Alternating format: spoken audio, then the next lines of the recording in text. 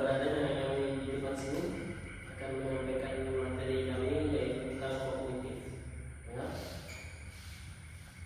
yang akan dijabarkan oleh kami bertiga.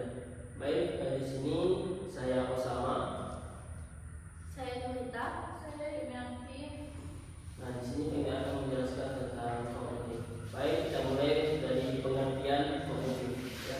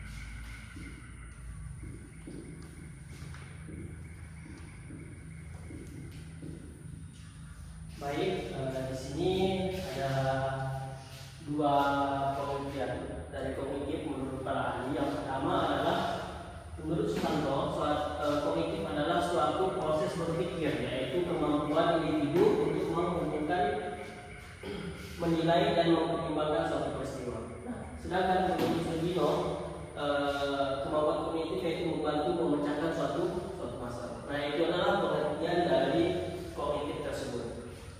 Baik, selanjutnya kita akan masuk ke indikator dari kognitif.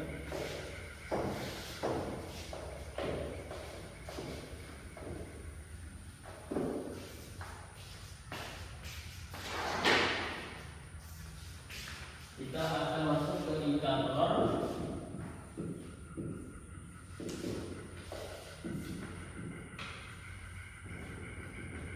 Nah, di sini yang pertama adalah kemampuan mengingat, ya, kemampuan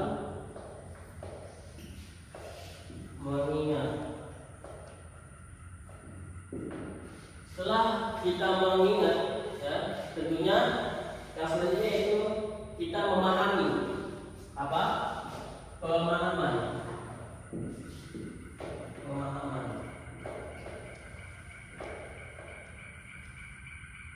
Nah, sesuatu yang kita ingat tentunya kita harus memahami apa yang telah kita ingat tersebut, apa isi dari yang telah kita ingat atau kita pelajari, ya. Kemudian selanjutnya yaitu penerapan, ya, penerapan. Nah, tentunya setelah dipahami, kita memahami sesuatu, tentunya kita harus menerapkan sesuatu yang telah kita pahami. Kemudian selanjutnya yaitu analisis. Nah, sesuatu yang sudah diterapkan, tentunya kita analisis bagaimana cara kinerja untuk hal tersebut, ya. Selanjutnya evaluasi. Nah, tentunya sebuah penerapan yang telah dianalisis tentunya kita evaluasi sesuatu yang telah kita analisis.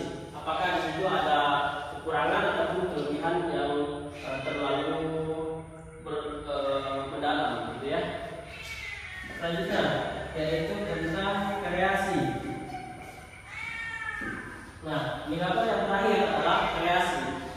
setelah dievaluasi tentunya kita melihat kekurangan dan kelebihan. Dan dari situ kita mengkreasikan hal tersebut agar lebih baik untuk kedepannya. Nah begitu. Nah mungkin ini pembahasan dari pengertian dari indikator. Nah itu pembahasan selanjutnya akan disampaikan oleh Yumiati.